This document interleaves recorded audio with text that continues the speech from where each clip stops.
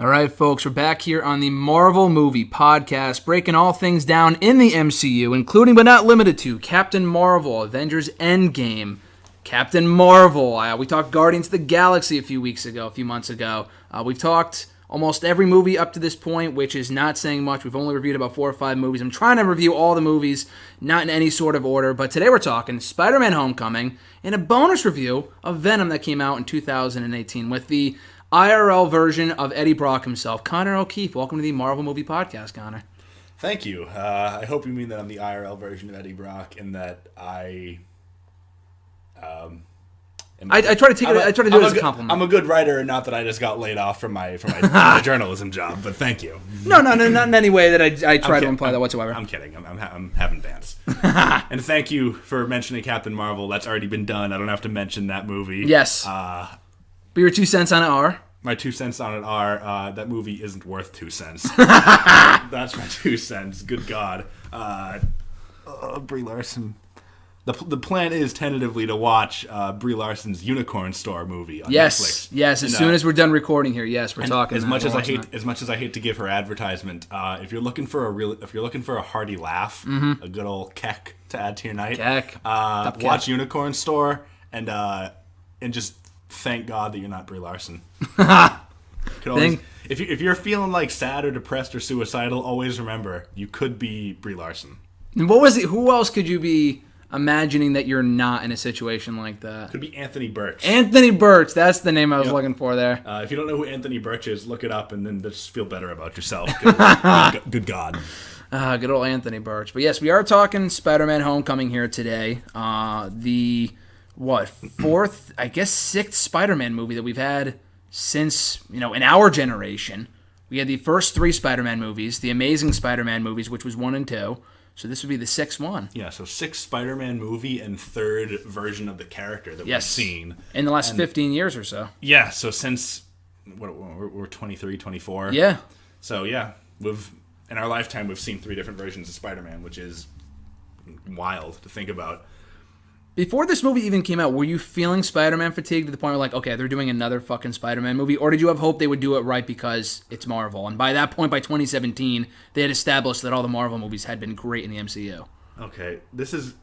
Might be a loaded question, but that's fine. Not a loaded question, but it is very complicated. Okay. Because I can... At this point in my life, I grew up as a Spider-Man fan, but at this point in my life, I consider myself primarily, I'm more of a Venom fan. Okay. Which is why we'll get into that later. Yeah. But the plans to put Spider-Man in the MCU and create a Homecoming. Yeah. Those as great as it was to hear that Spider-Man is going to be interacting with all the other characters now, as I thought he should have been from the get-go. Yeah. It kind of killed the Venom movie for another couple of years. Yes. So kind of put a kibosh on that, and I also didn't know if Amazing Spider-Man wasn't that great. Overall. Honestly, I haven't seen it. I had no desire to see it because by that point, because I enjoyed the original trilogy for as much shit as they get, and in some cases, rightfully so for like how they did Venom and shit. Yeah, and the dance scenes. Yeah, shit like that's become memes. I would argue that Spider-Man 3 is such a fucking meme gold mine now. It's like going back and watching the Star Wars prequels. Even if you don't like the Star Wars prequels or Spider-Man 3, you can find some funny shit in there. Yeah, watch, I know. Ironically, but Eddie Brock had the high ground at various points in Spider-Man 3. Mm-hmm. But yeah, I went into Homecoming very optimistic. Obviously, you can't talk about Homecoming without talking about Civil War first. Yeah, that was the introduction of Spider-Man. The introduction of the character, which I think was very well done. I know that it was kind of written in kind of last second because the Sony deal went off when Civil War was in its final stages of production, and they're like, well, shit, we gotta get this kid in there. Yeah. So they kind of if you watch the movie with that in mind, you can kind of tell that it was kind of done after the fact. Yep. But I was really impressed with what he was in Homecoming, or in Civil War. Yep, I agree. I liked it a lot, and I wanted to see where they went with it. One of the things I immediately didn't know how to feel about was I didn't know how to feel about the way Aunt May was making me feel. Marissa Tomei as Aunt May makes me feel very uncomfortable. She gets progressively more attractive with every Spider-Man movie that comes out. No, yeah, that's the weird thing. It's like Benjamin Button of Spider-Man movies. You would want Aunt May to get less attractive because, like, when I think Aunt May, I can't think of the actress's name. The woman from the original Spider-Man movies? Rosemary Harris was like the old, like, nice little old lady grandma Aunt May from the trilogy. Yes. And then it went from her to, okay, she got a little bit younger, but Peter's a little younger in these movies. Makes sense. Aunt May needs to be a little bit younger. Mm-hmm. But, and I guess the same thing with this one, but, like, God, Aunt May can't be this fucking hot. Like, good Lord. You feel conflicted at that point. Stop it. Yeah. Ooh. Okay. I think I've definitely told you this before, but she's in a movie called The Wrestler from about 10 years ago, and she has a certain scene in there. I've seen it. Don't you worry. Mickey Rourke. Yeah, I saw it probably before you did. Yeah, probably. So, yeah. That's probably my one non-serious gripe about Homecoming is that good God, Marissa Tomei is too hot to be Aunt May. It makes me feel uncomfortable. We just saw her a second ago too in Endgame, without giving away any spoilers for that. But we just watched Endgame, and she's at a certain scene of the movie, distracting in that scene as well. Yeah, exactly. But that is Aunt May. But yeah, I thought overall she did a really good job. But even before we get into that, I just thought of that I completely forgot about that I did want to bring up as I talked to you. When we went to go see Age of Ultron, because we saw Age of Ultron together too. That we did. Right before it came out, you showed me the scene. Actually, I'm not sure if you showed me or showed me after the fact, because you didn't want to spoil it for me in case it was true. Remember that people thought they would have Spider-Man in Age of Ultron in the post-credit scene? And that one that first got leaked and he was like wiping down the windows or something like that? Yes. That was sick, but it was from like The Rider or something like that. I thought that would be the introduction of the character. I thought so too. I always hope in end credit scenes that they do some shit like that. Like normally it's just teasing the next thing that everyone knows is coming anyway. Yeah, well, it hasn't been anything too shocking, yeah. Like, I've been going through these movies and watching them with my grandma since she wants to start watching them. And cool. It's all just like, okay, this is where all the Infinity Stones are. Like, this purple grimace-looking fuck. this guy's Thanos. Yeah. It's like everyone knows this is coming, but you just tease it to build hype, which it works. Yeah, it works. Yeah. But, like, I don't know all these movies by heart, but, like, I think that just introducing new shit and would make would be cool. Would be even cooler for the end scene. Yeah, like, I think that I don't think it's a spoiler to say that there is no end credit scene at the end of Endgame. There is not. No, the first Marvel movie yet to not have one. I don't think that it's a spoiler to say that Disney Marvel currently owns the rights to X-Men and the Fantastic Four anymore. That's not a spoiler. That's a behind the scenes. That's thing. old news at this point. But I think that it would have been a really cool thing. Infinity War spoilers aren't a thing anymore, right? At this point, we're past well past that. I think it would have been a cool thing to do to say at the end in the end credits of Endgame to say, oh, when Thanos snapped his fingers, humans started mutating all over the world, and then you get then you can get the entry of the mutants. Yeah. Or you send you see an astronaut team going up into space when the snap happens, and they get done up into the Fantastic Four. Yeah. I think that would have been a really cool thing just to keep doing in the future, because they're going to keep introducing more characters. Yep. People are speculating that at some point Namor the Submariner might get introduced, and he's kind of a big player. Yeah. So, yeah. But yeah. That's what I think. I don't know how we got onto that, but Spider-Man and talking about post-credit scenes. Spider-Man and Ultron. He wasn't in Ultron, but he very shortly afterwards he showed up in Civil War. Civil War. And honestly, I like the fact, and maybe you feel differently, but I like the fact that they didn't rehash the same old story of the whole Uncle Ben gets killed type of thing. I mean, they probably mentioned it in this movie. They might have mentioned it in Civil War, I don't remember. But they kind of brushed past it because I feel like everyone already knows the history anyway. I like that. That was a good decision. Okay, we can talk more about that later. I think that was a good decision to not retread the origin story. Yeah, but they don't reference Uncle Ben at all. There's not a single reference of Uncle Ben. There's no like direct reference. There is no verbal reference of Uncle Ben. Okay, or the fact that he died. Like, if you. And I know it's silly to say, like, who in the world doesn't know Spider-Man's origin story, but if you didn't know Spider-Man's origin story and you just watched the MCU, you would think that Spider-Man is just looking to make his surrogate dad Iron Man happy. Yeah, exactly. Yeah, which we'll talk. I think what we should do is we should go into like the plot of the movie and then kind of like talk about the goods and the bads. Yep. That's one of my biggest gripes with the movie is that it kind of robs Spider-Man of his own identity. He's just like Iron Man's Robin. That makes sense. I could see that. Which they were setting up for future films. Yes, such as Infinity War. War. It worked to what good effect in Infinity War. Yes. It's a good scene. But yeah. The one we're talking about with the I don't feel so good. But yeah, exactly. So Spider-Man Homecoming is a movie about Spider-Man. It's a small-scale MCU movie. Yes. In a universe where, motherfuckers are wiping out half the universe and robots are trying to nuke the planet with a continent. Relatively small scale. Batman is trying to steal technology from Tony Stark and the aliens. And Spider-Man has to navigate his way and try to prove himself to be a hero. So let's talk about. That was the best plot summation I can. No, that's good. I think that's a good note. Getting into the nitty gritty. Yeah. They like the every little detail of it. So one of the best things I like about this movie, and it is a good movie. Yes. It is a very good movie. It watches a lot like an old school 80s movie. Mm-hmm. It's like if you slapped The Breakfast Club together with the superhero genre, that's what Homecoming would be. It's an accurate comparison. And I think that's definitely what they were going for. Mm-hmm. And I like that a lot. I mean, I don't think I haven't met a single person who doesn't have some fondness for 80s movies of some sort. Gremlins, Breakfast Club, Back to the Future, Ghostbusters. Even if you weren't alive for that time period, you are nostalgic for that time period. Of course.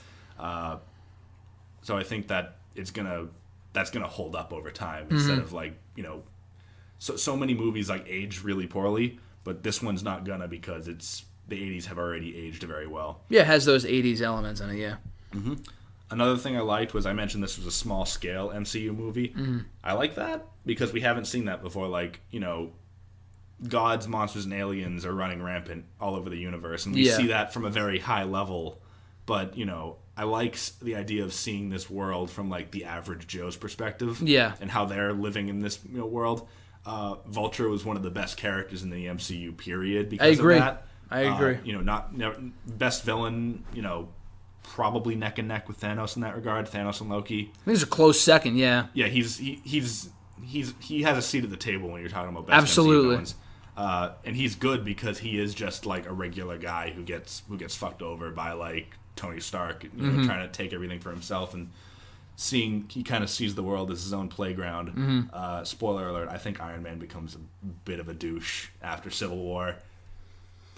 Isn't that the intent though? No, it is the intent. But from Civil War to, I want to say halfway through Civil War, to, kind of throughout Infinity War, and then you can spoil Endgame. It's fine. I'm not going to spoil Endgame, but he kind of squashes the beef at the end of Endgame, at the beginning of Endgame rather, with Captain America. You're talking.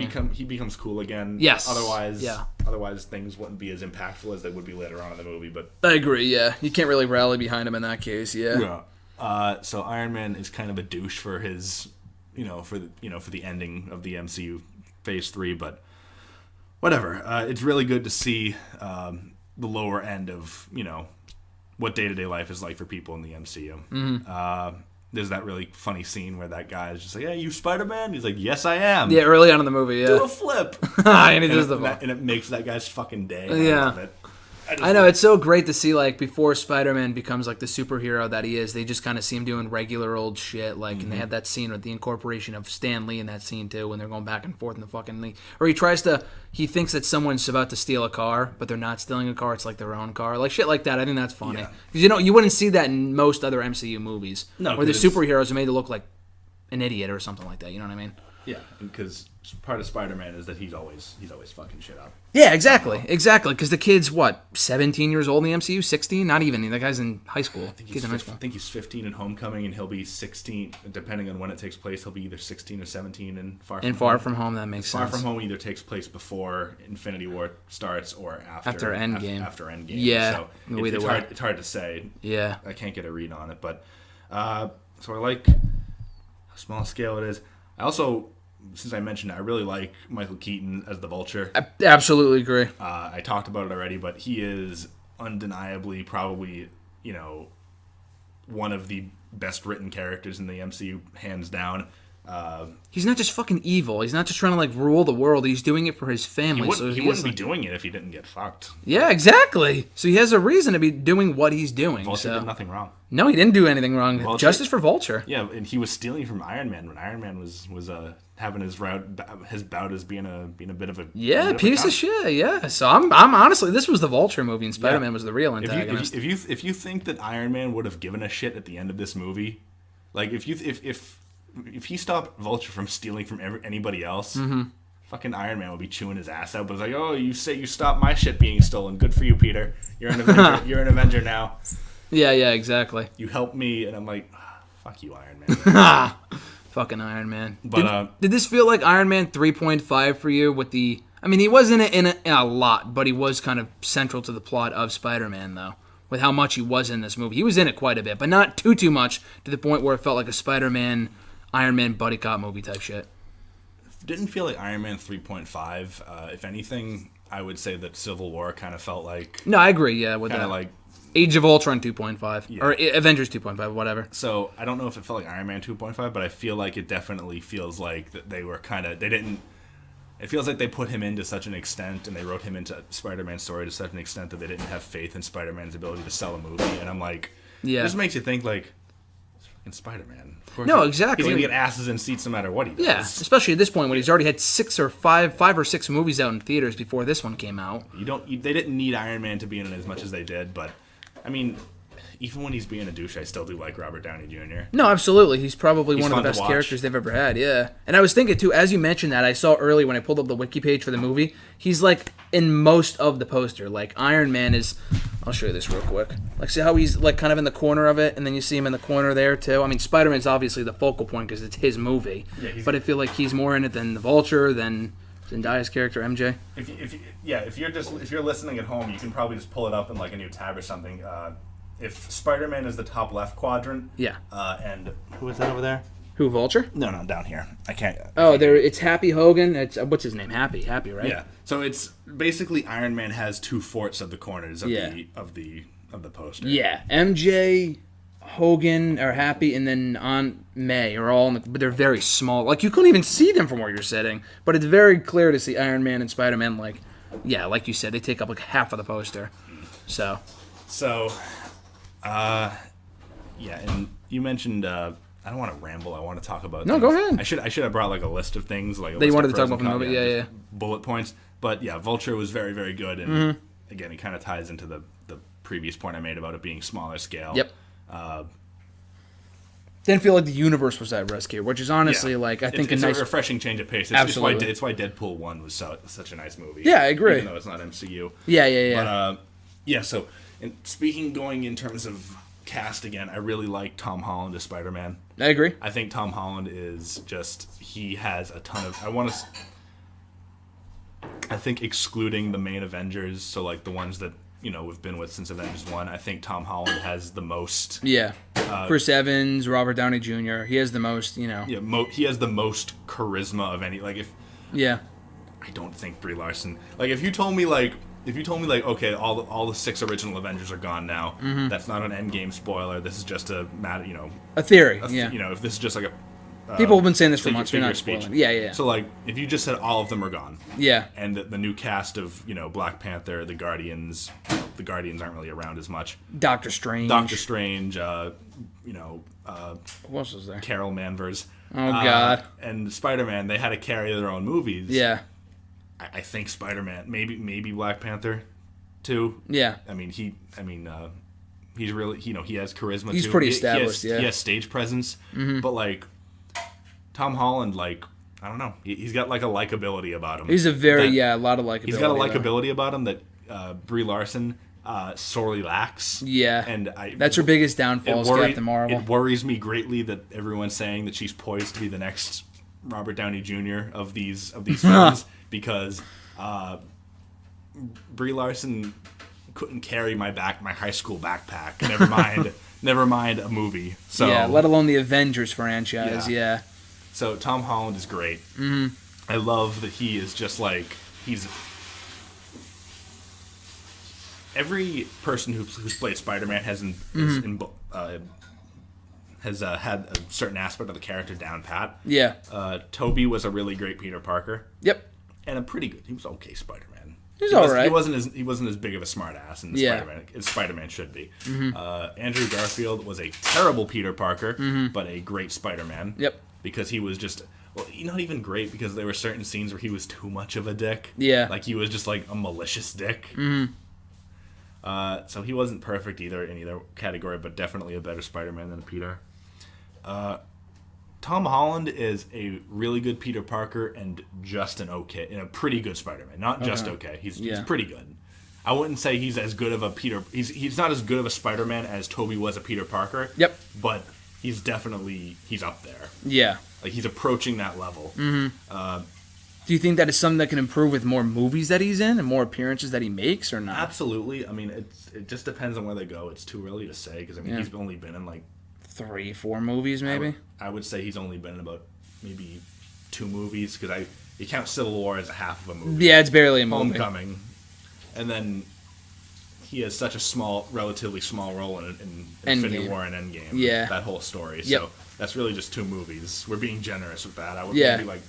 No, that's true. 1.25 movies, if we're being real. Yeah. But I think he definitely has a lot of potential to be the next Robert Downey Jr. I mean, he'll definitely be. I'm trying to think. Like, not be the face of the franchise, you think? He'll definitely be fighting with Chadwick Boseman, who plays Black Panther, for the lead role. Yeah, for like the front of the universe now. Yeah. Now that it's no secret that Robert Downey Jr. and Chris Evans' contracts are up. I'm not spoiling Endgame, but they are. Their futures were in doubt anyway before the movie even came out. So. Yeah, I'm not necessarily saying that they're gone from the movies, but they're definitely not taking front and center roles anymore. Yep. That makes sense. You might just want to append this with a little, like, if you're, like, super sensitive about Endgame spoilers. At this point, by the time this goes up, either tomorrow, we're recording this on May the 4th, be with you. So this may either go up on the 5th or the 6th in the next couple of days. Yeah. By that point, the movie would have been out for 10 days. And I should say this, too. I think the Russo brothers tweeted this. That they're lifting a spoiler ban. They're lifting the spoiler ban on Monday. So I might just put it up on Monday. And at that point, if you haven't seen Endgame, then sorry. Yeah, if you're mad at me at that point, I have the Russo brothers backing me up. So, so fuck off. Yeah, their futures are in doubt. There's no spoilers with Endgame here specifically. We're not outright saying anything about any of the main Avengers movies, but when it comes to Spider-Man, I think I definitely see what you're saying, that he could be the face of the franchise going forward. He's like dorky, but he's not like overly dorky to the point where you would feel uncomfortable around him. Yeah, no, like definitely. You would feel around me, but but I don't know. He's got a je ne sais quoi about him. Yeah, he's got a certain charm about him. He could definitely, and Peter Parker is supposed to grow as a person as he ages. So he's really kind of like awkward and nerdy and shit when he's in high school, in the comics, I mean. Yeah. And then when he gets into college, he kind of becomes a bit of a Chad, but he doesn't forget where he came from, so he's still a really nice guy. Yeah. So they could definitely go that direction with Tom Holland, and I hope that they do. Mm-hmm. But I think that Tom Holland was a really good cast. Definitely. Can't say much more about it without getting into the things I don't care about so much, but yeah. So what else do I like about Endgame, Homecoming? What about the bait and switch with? I honestly forgot her name, and it just escapes me. But the main female that's not MJ. Female's not MJ. The one the girl that he has a crush on for most of them. Liz. That was a good twist. I mean, I don't. And then Zendaya ended up being like the real MJ. Like, okay, you'll see something develop in the next movie. I think Liz being, the love interest was nice, because I mean, Liz Allen was his high school love interest before. Oh, really? I mean, he didn't meet Gwen Stacy, who was he didn't meet Mary Jane formally until he was in college. Okay. In the comics. Okay. And if you hear me talking about weird shit and I don't explain where it's from, it's probably from the comics. Okay. I grew up as a Spider-Man fan before I kind of evolved into more of a Venom guy. Mm-hmm. But he lived next to Mary Jane for years, and he kept ducking his aunt and her mother, trying to get them together. Mm-hmm. So he didn't meet MJ until he was in college, and I think Gwen Stacy was already dead by the time they met, his real college girlfriend. Okay. And she was in the Amazing Spider-Man movies, right? Okay. Liz Allen, I liked the bait and switch because it felt impactful in the moment, but I don't know that Spider-Man always needs to have a personal connection to every villain he fights. Okay.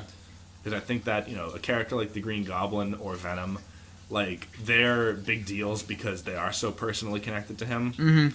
Every Spider-Man movie's done it. fucking he was friends with Doc Ock beforehand. Yep. Sandman killed his uncle.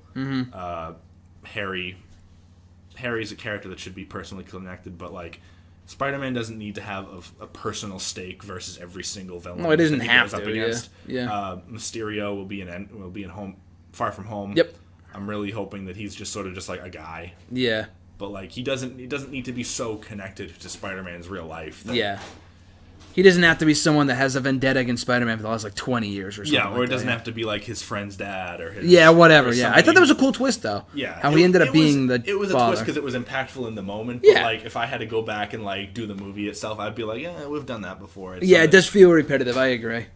A little bit. When you think about all the other villains that he's had over the last 15 years, and they've all had a personal connection to Spider-Man, at a certain point, it's like, okay. To both Spider-Man and Peter Parker. Yeah, exactly. So at a certain point, it's like, okay, can we move on? And I know what you're saying, though. Yeah.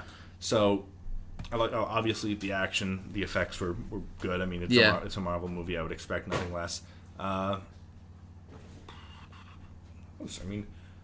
really trying to think, because you know what it is? The negative things are sticking out so strongly to me, and the positive things. There are a lot of positive things. There are, yeah. It is a very funny movie.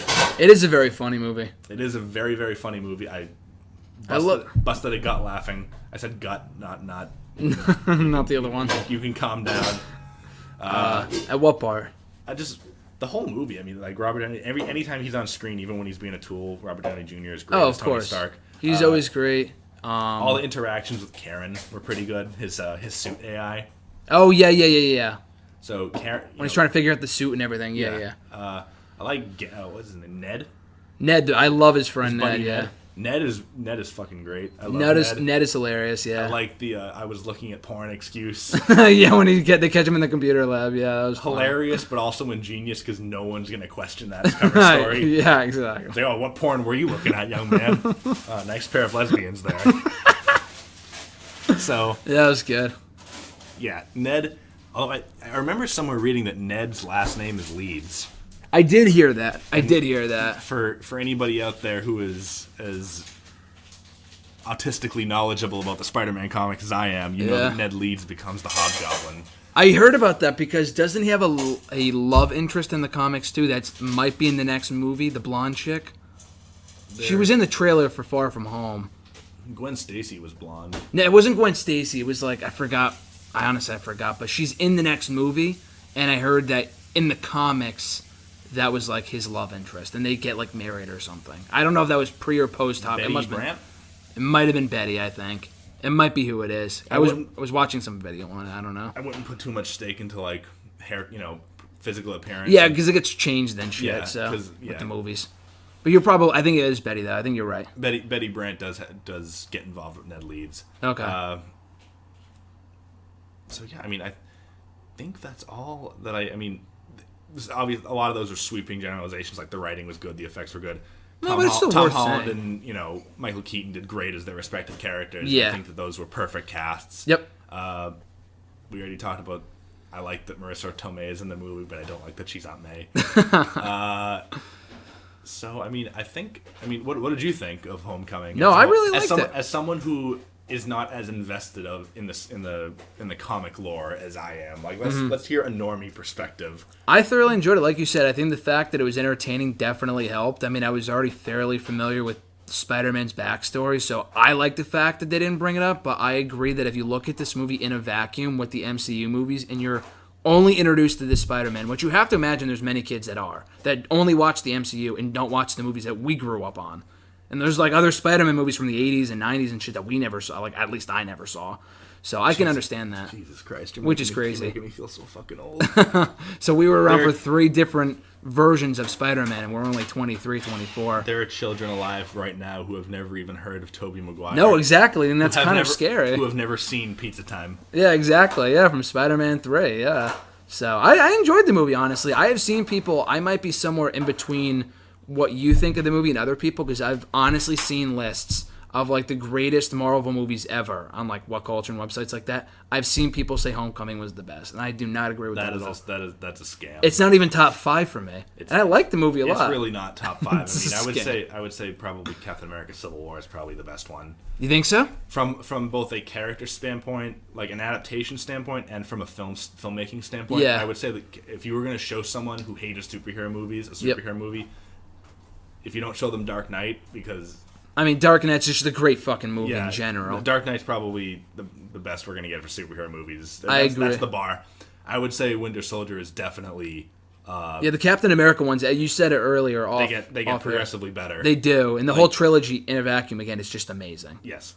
So, yeah, I mean... So what's Spider-Man? The negatives here, the cons. So the negatives is that he's not Spider-Man. Mm-hmm. Like I said, I think Homecoming is a good movie. I just think it is a poor Spider-Man adaptation. Mm-hmm. So it's a good movie, it's a bad Spider-Man movie. Spider-Man, to not even reference Uncle Ben, and you don't need to beat us over the head with Uncle Ben dying. Like show it and all that other shit. But just like, I think the biggest reference we get to Uncle Ben in this movie is that, Aunt May's been having a real tough time lately. And I'm like, is that fucking it? Yeah. Is that it? Her husband died. Didn't they make a reference to that? Gunned down before his time. He was in when he's getting ready for prom. I feel like there's like some sort of Easter egg there where they don't say Uncle Ben, but they were like, I wish whoever was. I don't know. They make some sort of reference to it when he's getting ready for prom, because obviously when getting ready for prom, you want to have like your father figure or a male figure there with you, and he's not there just on May.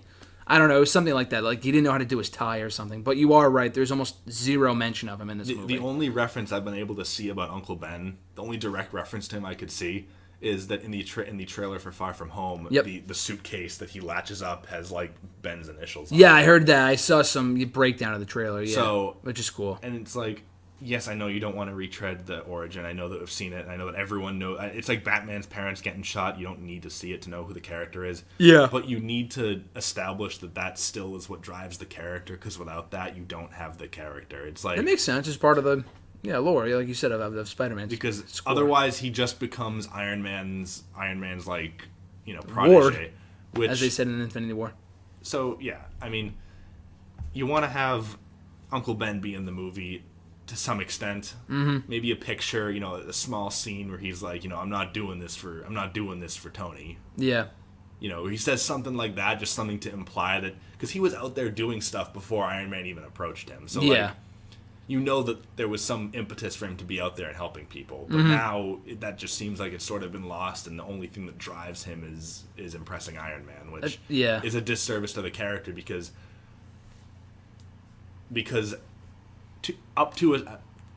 you can see me visually that I'm not trying to spoil. I'm trying my goddamn hardest not to spoil anything. Mm-hmm. But let me put it this way. That is no longer a suitable character motivation for Spider-Man at the end of Endgame. Mm-hmm. Impressing Iron Man will do him no good in the current MCU. So, I mean, they've kind of wrote themselves into a corner now, because, like, what does he do? Mm-hmm. Are we just going to have, like, a montage in Far From Home of, like, Spider-Man for 20 minutes crying over he can't suck Tony Stark's dick anymore? Because he's in this movie quite a bit. Yeah, so...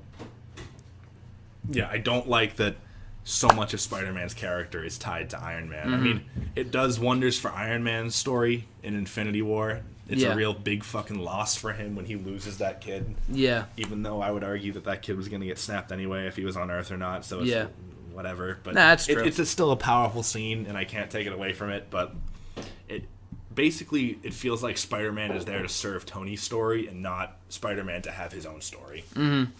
No, it makes sense. I feel like they skipped a quarter of a movie here, or even half of a movie, by jumping into Spider-Man when they did, because like you said, we don't really get the background of why he does what he does. He's already doing it when this movie begins. Well, we don't need to see the background. We just need some reference to know that the background happened. Because as far as we know in this universe, Uncle Ben didn't get shot. Maybe Uncle Ben just got sick and just like keeled over or something. But he could have, we need to know that Spider-Man fucked up and caused Uncle Ben to get shot indirectly. Like, we need to know that we don't need to see it, but we need to know that, yes, this happened. We know it happened. We don't need to see it, but we need to know that it happened. I feel like because of the briefcase thing, we might get that in Far From Home. We need to get it in Far From Home, or else Spider-Man, like, I've accepted that the MCU at where it is right now, it's not really it's not really in the business of adapting comics anymore. Yeah. It's just taking inspiration from the comics and kind of doing its own thing. Yeah. And I've kind of come to peace with that, and I think Homecoming was a big role in that. Like, yeah. Ego is not really Star-Lord's dad. Mm-hmm. Ego is his own character. Yep. But it made for a really fucking good movie. Yeah, and it made for a great twist at the end, too. I can say nothing bad about Guardians 2. Yeah. Or any of the Guardians movies. But that ain't how it happens in the comics. And I would argue that the changes made to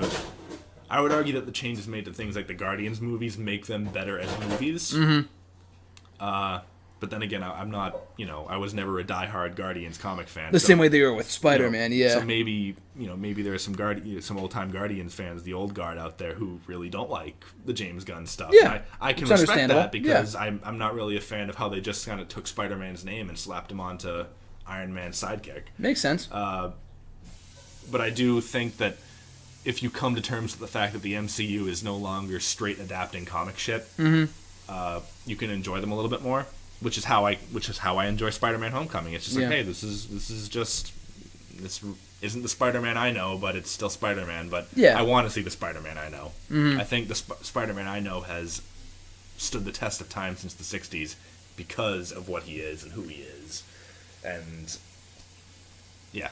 Well, kind of a side note, but do you think Spider-Man or the Spider-Man Into the Spider-Verse movie did a better job of portraying the Spider-Man that you know than this movie did, than Homecoming? I'm going to be honest, Spider-Man Into the Spider-Verse was the best Spider-Man movie, period. Really? Yes. I think it's up there. It's honestly an excellent movie. It is better than Homecoming, and I really liked Homecoming. Because... You're probably right, actually. There's a lot of levels to that movie.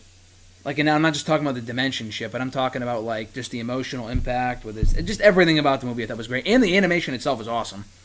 From a technical standpoint, it was a fantastic movie. But storytelling-wise, it knew when to be fun and it knew when to be serious. And I don't know. It just... We'll get... If you want to have me back on, we can talk about that movie. Yeah, we can do a full-on review of it. It's not MCU, although I suppose it could be since... The whole dimension shit, multiple dimensions. But Spider-Man Into the Spider-Verse, it got the character. Definitely. The Peter Parker, well, it got Miles. Miles was the central character of the movie. And Miles was really well done in that movie, and it was a good introduction to him to the mainstream audience. But the Peter Parker in that movie, and that was Spider-Man. Mm-hmm. Both Peter Parkers, because there's two of them. Technically, That's all I'll say about it without getting into a tangent about Spider-Verse. But I really liked the repetition of the line.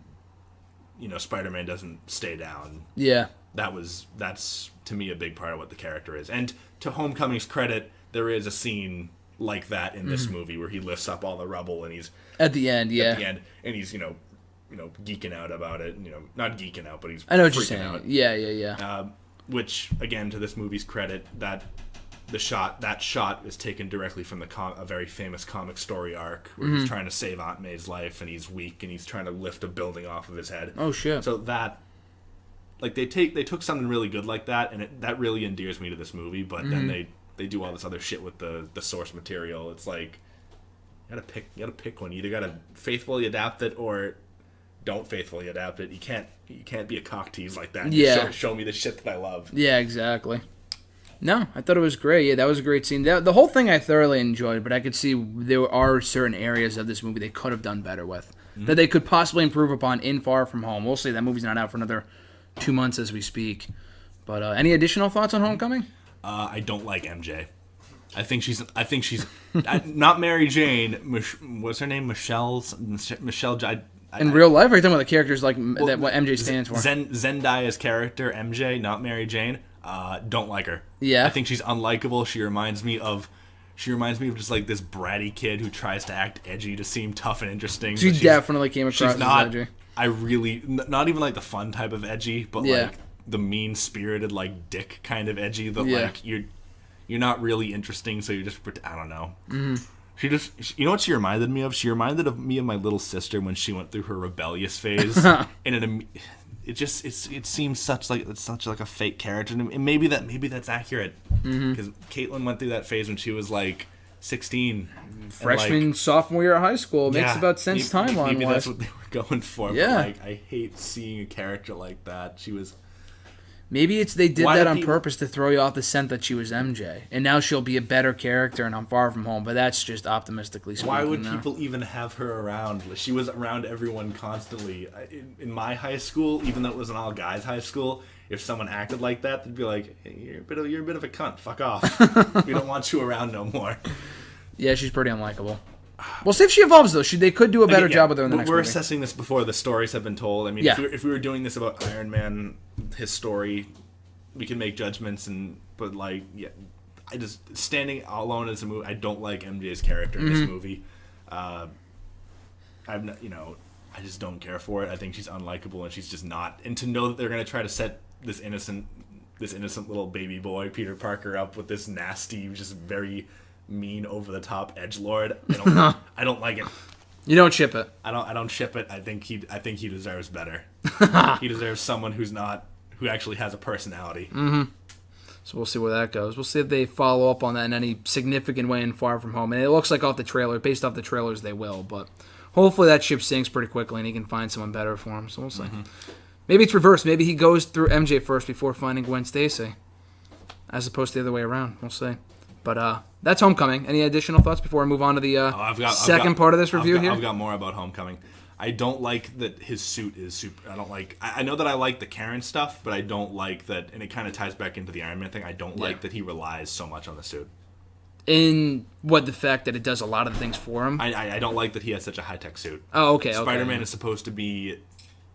He's just a guy in spandex who relies on his wits. Yeah. He's pretty self-sufficient in that way. I like his interactions with the AI in the suit. I think they're really fun, and they provide some levity in some moments. Yeah. But I don't like that he, and maybe he doesn't do it in Far From Home, but in Homecoming it seems like... It feels like Iron Man Light. He does feel like Iron Man Light, and I know, he learns to not use the suit, but he's gonna have the suit going forward. Yeah. Is the thing. So it's he doesn't need it, but he's gonna continue crutching on the suit. Yeah. Or like with the suit that he had in Infinity War that does all this shit for, like with the spider legs and stuff like that. Is that from the comics, or is that something that is from the comics? Okay, I love that a lot in Infinity War. In the comics, Iron Man gives him that suit as a what would you call it? As a reward for backing him up in the Civil War. Okay, which they did in these movies too, so it makes sense. Yeah. So, and what's the other thing I don't like? This might be my transition, actually. Okay, go ahead. I might be able to... segue into our next review here. Don't like Flash in this universe either. No, I don't like Flash at all. I think he's easily the worst character of this entire movie. Even more than MJ, but that's my opinion. I don't like Flash because, he is supposed to eventually become Peter Parker's friend. Yeah. Flash is supposed to be his polar opposite in every way. Mm-hmm. You learn a lot later on in the comics that if you read them from start to finish, you read a little bit later on that he comes from a abusive household. His father, was an alcoholic who hit him, who beat him. Yeah. And you kind of understand, okay, this is why he was the way that he was, and he was just, he was doing the football thing to kind of, impress everyone, including his dad.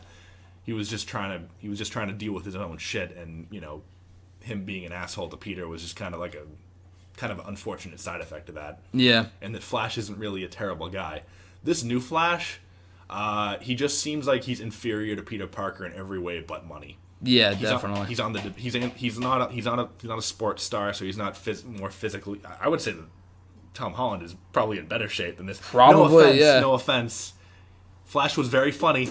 I'm 10 years old mentally, so I laughed when he said penis Parker. Yeah, it was funny. I laughed. But no, he is like Beavis and Butthead. I laughed.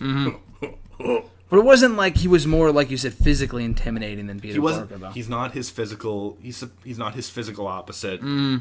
He's not. He had good banter, though, like you said. He had good bands. He had good banter. That was it. Yeah. One good thing I could say. That's about it. He's not. He's not. His mental. He just seems like he's sour grapes because Peter Parker is better than him at everything except in terms of money. Definitely, yeah. He's like second string debate team kid. He before Peter comes back on the bus, he's like, I'm gonna be on a starting debate team. Yeah. Sad as a fucking achievement as that is. And then Peter comes back and he gets all fucking salty that he's not gonna be the star of the show. Yeah. So it just seems like he's just being a bitch. That Peter Parker's better than him in everything. Because I don't know. It honestly seems like the role should be reversed. It seems like Tom Holland's character should be fucking on this other guy. No, it would make sense. Yeah, maybe they, cast the characters incorrectly, or maybe he should have been Flash and then the other guy should. I'm just kidding. I think Flash should have been more like the comics Flash. Yeah. And I know their defense has been like, oh well, bullying is different in 2017. It is different, but the old stuff is still around. Yeah. People still getting pushed into lockers, going to a high school. I don't know who did Homecoming, not the Russo brothers. I don't know. Let me see. I have pulled up. Well, you don't need to. I was just gonna make a thing like, oh, go into a. Produced by Kevin Feige. Yeah, directed by John Watts. I don't know who that is. Go into a high school, Kevin Feige and John Watts for like a day, and you'll see plenty of you'll see plenty of the physical shit still going on. Yeah, exactly. At least he didn't get bullied online or anything like that. That would have been a little stupid. So could have been worse. Cyberbullied. Wussy. Yeah. So I did not like Flash, and as a Venom fan, my heart bleeds for the. Unironically, I know that sounds like sarcasm. My heart unironically bleeds for all my fellow Venom fans out there who are big Flash people. Because I know, some people are definitely more into the Flash Venom than I am. Yeah. I feel really bad that they did you guys dirty like this. I hope things get better for you. I'm real sorry. But yeah, hopefully it's Topher Grace all over again. Yeah, it could be. Topher Grace is pretty bad. Yeah, but he wasn't Flash. That's true. Yeah, they got Joe Manganiello as Flash in that trilogy, which would have been fucking great for them. Yeah, that's true. If that had seen its fruition, would they have been able to? Do you think they will be able to incorporate Venom at some point into the Spider-Man universe as this current? Like, let's say Flash is not Venom, Eddie Brock is Venom. Tom Hardy is. Tom Hardy, yeah. I would love to. I think that could that happen? I think that Venom was written in such a way that it was intentionally left so vague as to whether or not it's in the MCU. Because it was PG-13. It was PG-13. It was, it's a very self-encapsulated story. It's not like the entire world would know about who Venom is. Yeah, exactly. By the end of it. So I think it could, and I would very much like it to. But on the other hand, I would like. It depends. It's so complicated because Marvel and Disney like to control a lot. Yeah. And I would very much rather Venom be able to keep his own tone. Definitely. Like, because at this, it's so complicated. Because at this point, fucking from the word go, Iron Man was like blowing people up in tanks and shit. Yeah. Like they weren't like the heroes in the MCU have never been fucking around. But like Venom brutalizes people. Like Eddie Brock Venom especially. Like. He'll rip a guy's arm off and beat which you'll see in this movie. You'll see in Venom. That's very much alive in that movie. That is very much apparent. I don't know if Marvel would allow that to happen. Yeah, they're a little more subtle in the same movie where Tom Holland is in. But at the same time, I would like it all to be together for completionist reasons, just to have everyone under one house. But yeah, if someone had a gun to my head and said you have to make a decision, my decision would probably be to tell Disney to sack up and let Venom be a little bit of a badass. But definitely, yeah. It'd be the almost equivalent of having Deadpool in the MCU movies, but not letting him be the Deadpool that we know with Ryan Reynolds, which I think they would have to keep him the way that he is currently. Wouldn't have to be swearing all the time like he's rated R. I know that. It's a rated R movie. They still might be able to get away with Deadpool in the MCU because they've definitely had characters with swords do things that... And swords and guns exist in the MCU, and characters use them. So I think that he could use them, and Oh, I'm talking about purely language, though. But I know what you're talking about. I know. Language. Like if he was gonna appear in an Avengers movie, I wouldn't want him swearing off the hook. Yeah, I feel like it'd be a distraction compared to everyone else. And I think they could do that in a funny way where it's like he knows that he can't swear. Yeah, exactly. Yeah, I think he can get away with that. I think that'd actually be more entertaining if anything else. Yeah. They probably did something like that in the new Deadpool movie. Didn't they do that? Didn't they come out with like a PG-13 version? They did. They recut it, and I think they donated a lot of the proceeds for the PG-13 version to a charity, I think. Yeah, something like that. I heard about that. But they recut it. They filmed some stuff to replace the cut stuff, and then they did some charity work with it. So good on you, Ryan Reynolds. Good on you, Fox. Yeah, that's cool. You're proving that you're the good guys in real life, too. Yeah. Exactly. But Venom. Is this our official transition? This is the official transition into the Venom review here. Okay. What did you think of Venom? Okay, I'm gonna preface this part of the review with some little bit of disclosure. I started liking Venom when I was in 6th grade. I saw that there was this new bad guy in the Spider-Man 3 coming out, and I was really excited about it. And no. Yeah, that was my first. That should have been the first warning that Spider-Man 3 was coming out. Yeah. I was really excited for it. I started looking into him. And before that, my favorite Spider-Man villain was the Lizard, because my name is Connor and Kurt Connors. And there you go. Really fucking dumb reason to like the character. There's still a reason nonetheless. But yeah, I started liking Venom at that point, and from then on, I was really into the character. I started collecting all the comics he was in, the old back issues, and then I was severely disappointed by Spider-Man 3.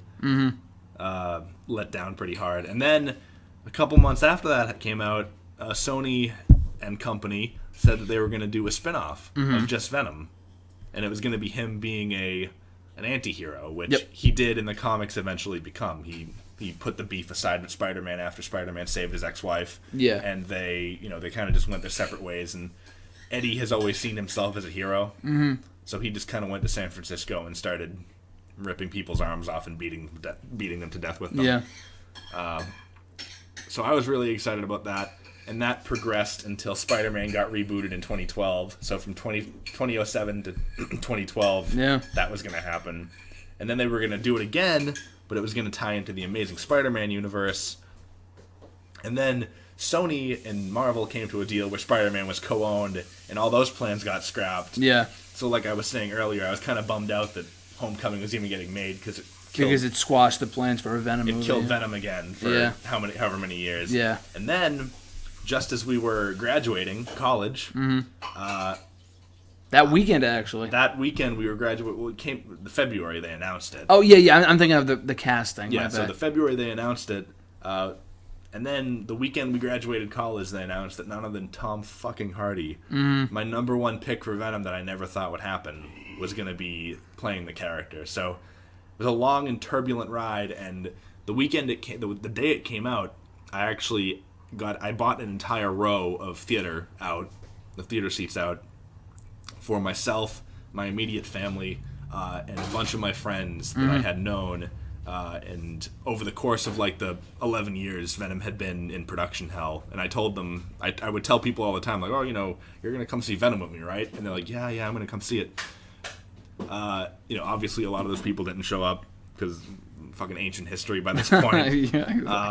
But the people who did show up, I was really glad that they did, and it was a big event. So yeah, I had a very personal stake in this movie, because it was very something I had wanted to see since I was 10 years old. Yeah. What did you think of it that night that we saw it? I liked it a lot. I really did. I thought Tom Hardy did a great job as Venom. And I mean, I had high hopes anyway, based off how you've been talking about it to me for years. And I had also seen, I don't know if you can call it a mini film, but that thing that you showed me on YouTube with the other, you know what I'm talking about? Yeah, I think Adi Shankar is the guy who made it. He did a short film called Truth in Journalism. Yes. That'd be that is most effective when you go into it not knowing it's a Venom thing. But it's been out since like our freshman year. Yeah, it's been out for a while, but I did only see it before we graduated. I think you only showed me it in the last couple of years. It's really, really good. Yeah. And I'd recommend it to anyone, even if the twist that it's about Venom is actually spoiled right now. I'd recommend it, and I'd also recommend Punisher: Dirty Laundry, which is another short film that he did, starring Thomas Jane, who was the Punisher back in 2004. Interesting. So, yeah, that guy does some really good stuff. Yeah, I thought that was a good way to get introduced to the character a bit before we saw Venom, because Venom itself I thought was great, and I enjoyed overall I just really liked it. It made me want to see the second movie. If they're going to make it, which I think they already announced that they are. Yeah, they're filming multiple, it. Right? I think he signed on for multiple movies. So, for me, it lived up to the hype, absolutely. So for me, I don't know.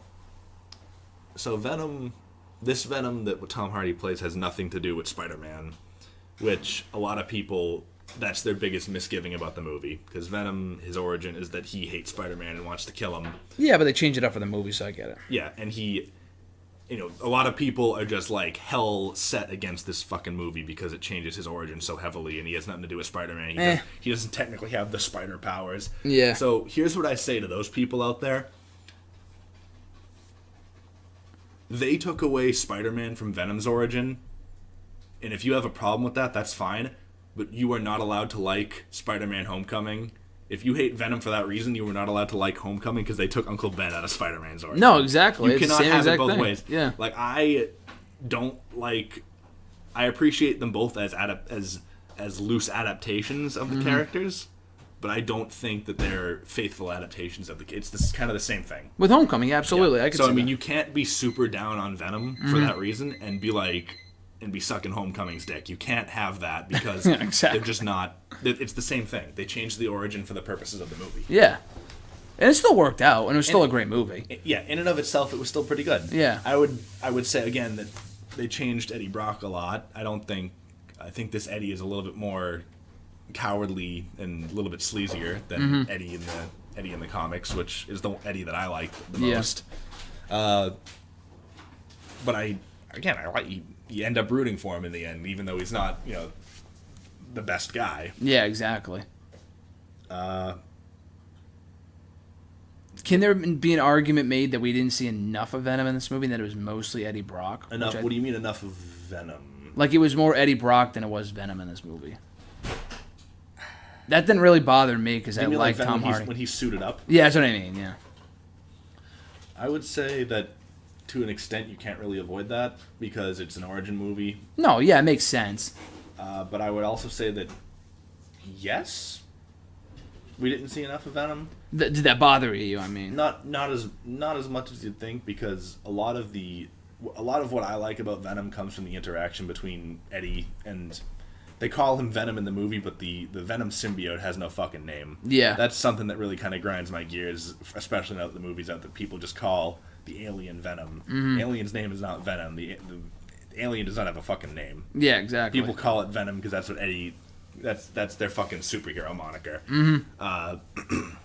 But the interactions between him and the alien have always been the core of what I think makes a really good Venom story. So, and there was plenty of that in the movie. It was talking in his head. It was branching out from his arm and talking to him physically.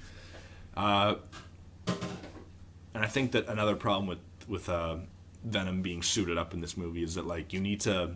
Kind of a problem with him in the comics, too.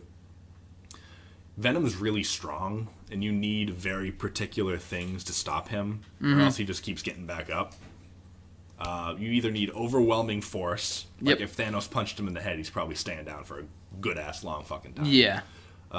You need flame weapons of some sort, or sonic weaponry. And I cannot tell you the amount of times in Venom comics that this corny-ass shit happens, that, like, Venom's stopping a mugger, and he pulls out a fucking sonic blaster gun. I'm like, wow, you really got a hold of that real easy, didn't you, bud? Yeah, I was going to say, how does that happen? So he needs to be suited up at the right times. Yeah. Or else, it's just going to be... It's like kind of like the Wolverine problem. It's like nothing can kill Wolverine, so fight scenes kind of lose their tension a little bit. Yeah, they're not as effective, yeah. So... Tom Hardy as Eddie Brock. I mean, he definitely had a lot of fun with it. Yeah. The lobster tank scene was really fun. Yeah, I like that too. Yeah. What everybody else in the cast though? I'm being as fair to this movie as I can be. I do agree. I think that was one of the biggest things that we had coming out of the movie. That I think your sister might have said this, but other people definitely said that Venom and Eddie were the best parts of the movie, and no one else really mattered. But that's all that really had to happen anyway.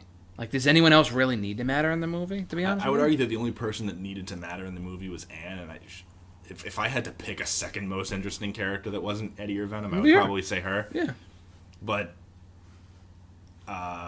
yeah, I just don't... They shit the bed with Riot, dude. Riot, 1, is, like, the biggest nothing character in Venom's lore. Yeah. Who fucking cares? It's fucking Riot. Well, do you think they did that for a reason in this first movie to build the bigger villains in other ones, like Carnage in the next movie? I don't think that Riot was an inherently bad choice. I just think that they did so little with him. Like, they could have taken Riot and elevated him. They could have made him better. Oh, okay, that makes sense. Because we don't know. Like, if I don't read the comics, I don't know about Riot's a blank slate. Riot is a nothing character. They could have gone any direction with it. They wouldn't have pissed anybody off because no one gives a shit about Riot. Yep.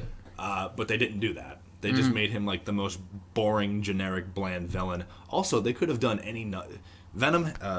in the comics, Venom gets captured by the Life Foundation, which is in the movie, and they extract 5 children from the alien. Mm-hmm. And Riot is like the least visually interesting of those children. Oh, okay. There's an orange one that has spikes coming out of his back named Phage. There's a yellow one that bonds to a woman and she's Scream and her hair is like alive. Oh, shit.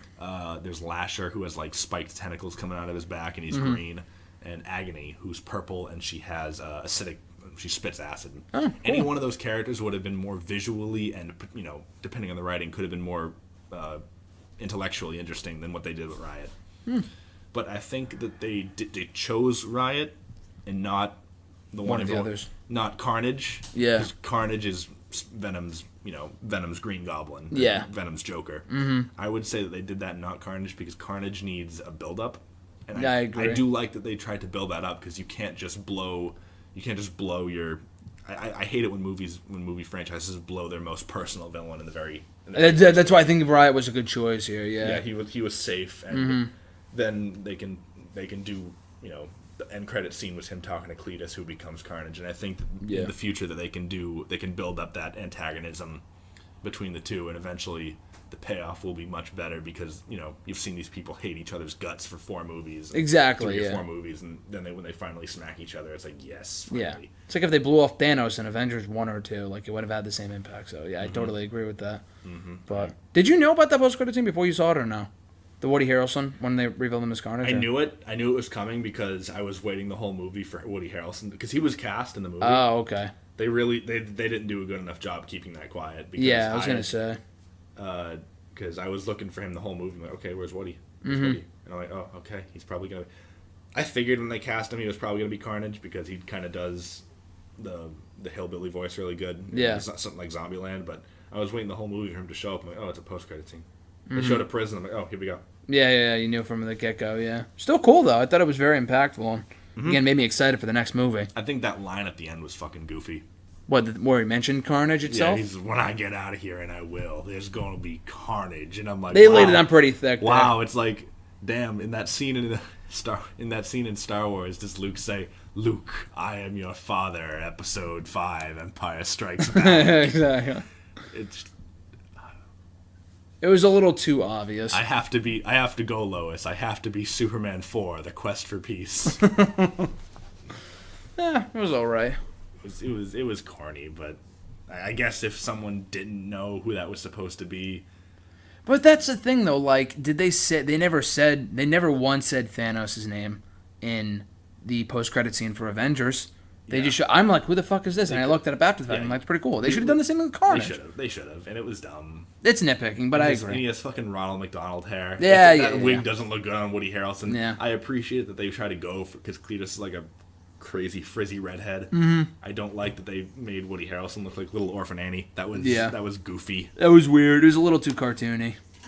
Hopefully they just give him a buzz cut because Woody Harrelson looks better like that anyway. Yeah. Venom, though.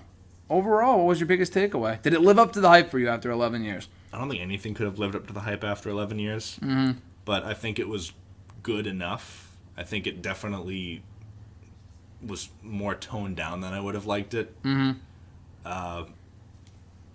Because people always say, like, oh, Venom should have been rated R. I think it should have been, but, like, it didn't need to be a bloodbath. No. Like, a lot of people are out there, like, clamoring for, like, like horror movie levels of gore, and I don't need them. Maybe a little bit more. We don't need that. Maybe a little bit more explicit violence. Yeah, like Deadpool wasn't a bloodbath. No, it wasn't. Like I think Deadpool levels of violence would have been good enough for Venom. Yeah. Maybe not even Deadpool levels of violence because like I don't know. It's hard to say because not a lot of gore in the comics. Really? There's a lot of implied violence and a lot of on-screen violence, but like there's not a lot of blood. Yeah, like you can do it without blood. Well, they did that in this movie, too. A lot of implied violence. Not a lot of blood, which I think worked. Don't need blood to be effective all the time. No. But I'm nervous about the sequel because they're saying that they're trying to go for a PG-13 rating with Carnage. Oh, it needs to be R, you think? Carnage needs to be R at minimum. Mm-hmm. Carnage is basically what would happen if you gave fucking Ted Bundy superpowers. Okay. Which is not... You know who Ted Bundy is? Yeah. The serial... Yeah, you don't want to... No, that just doesn't work. Yeah, you would need there would need to be at least a moderate amount of blood in that movie because Carnage is not Can they push the rating a little bit with the PG-13, or does it have to be R? They'd be pushing that. They could do a PG. They can do whatever the fuck they want. It's their movie. But like, would they be doing the character justice? Probably not. Yeah, no. No. I'm trying to think of any other franchise where the first movie was PG-13 and they made the next one like R. I can't recall many movies where that was the case. At least in something like this, like a superhero movie. I know all of the Star Wars movies up to Revenge of the Sith were PG. And then, yes, that one was PG-13. And then Sith was PG-13, and I think Disney actually kept that going. I don't think Force Awakens was PG-13. Everything they've done must be, yeah. So there's some hope that they can bump the rating up, but I'll be very disappointed if they do that. And they might do an unrated director's cut. I would like that. There's supposedly 45 minutes of footage cut from Venom 1. They didn't put that on the DVD? Like in the... Nope. Really? None of it's on the DVD, and supposedly it's Tom Hardy's favorite shit, and I would really like to see what Tom Hardy's favorite shit is from that movie. Yeah, I know you mentioned that after we saw this, and I figured it would be included in the DVD or like the Blu-ray or some shit, and I guess we'll never know unless they include it on a future release or something like that. I don't know, that's strange. Yeah, I'd like that to happen, but yeah. In terms of a future for Venom, I see Carnage being in the second one, and I see the Jury being in the third one. Who's Jerry? The Jury is a group of ex-prison guards who, when Venom breaks out of prison in the comics for the first time, he kills a guardsman who probably does not deserve to die. He kills him just because it's easy for him. And then the father of that guard recruits all of that guard's friends, and they basically suit up in Iron Man suits and hunt Venom. Oh, okay, interesting. So it's I think that would be a good movie because Venom has killed God knows how many people already in this movie, and any one of those people could just come back and be the impetus for the Jury. Yeah. And then whatever the fuck Sony's doing with the rest of their Spider-Verse movies. Yeah, with all that other shit. They're doing Jared Leto as Morbius, and that's... Morbius is like a vampire superhero. He's like a vampire anti-hero. That's not going to be good. Is that a movie itself? A standalone movie? Yeah, they're filming it now. Where Sony is? Yeah. Did not hear about that. I know I don't think he's coming back for Suicide Squad 2. Thank God. I know. And neither is Will Smith. Good. I think the movie might be better with taking them out of the equation. YouTube Rewind Will Smith? You mean the world's favorite YouTuber Will Smith? Of course. Small-time YouTuber? It's Rewind time? Yeah, of course. I don't understand the reference. You don't understand? Will Smith, you know what YouTube Rewind is? Yeah. Basically, it's supposed to be like a celebration of YouTube. The best of every year. Will Smith is heavily featured in YouTube Rewind 2018. It's like, is he really? It's like, wow, Will Smith, everyone's favorite YouTube personality. What did he do in 2018? He filmed Aladdin. Oh, he filmed Aladdin, but like beyond that, what else did he do? I don't know. I couldn't tell you. He was in YouTube Rewind. He was in YouTube Rewind. Jeez, I know I had watched it, but that's strange. Yeah, that's really weird. But oh well. So he might not be in the next movie, and so we have Jared Leto out of the movie too, and then we also have James Gunn coming in to sign to direct the second movie. So I think it could be good. Honestly, I'll check it out. Oh, it's gonna be good. It's gonna be good. Yeah. I haven't. I have faith. Suicide Squad 1 wanted to be Guardians of the Galaxy. It did. It absolutely did. It really wanted to be that. Now that they have the guy who did Guardians of the Galaxy, it can be what it wanted to be. Yeah. So yeah. Nice. So the long and short of this episode was that Spider-Man and Venom are enjoyable movies on their own, but poor adaptations of the character. I think, and that's the most important distinction you can make. And you can't be down on Venom for being a bad Venom adaptation. And still be high on Spider-Man Homecoming. You gotta be consistent. Yeah. Spider-Man Homecoming is not a Spider-Man movie in the same way that Venom is not really a Venom movie. Yeah. Absolutely.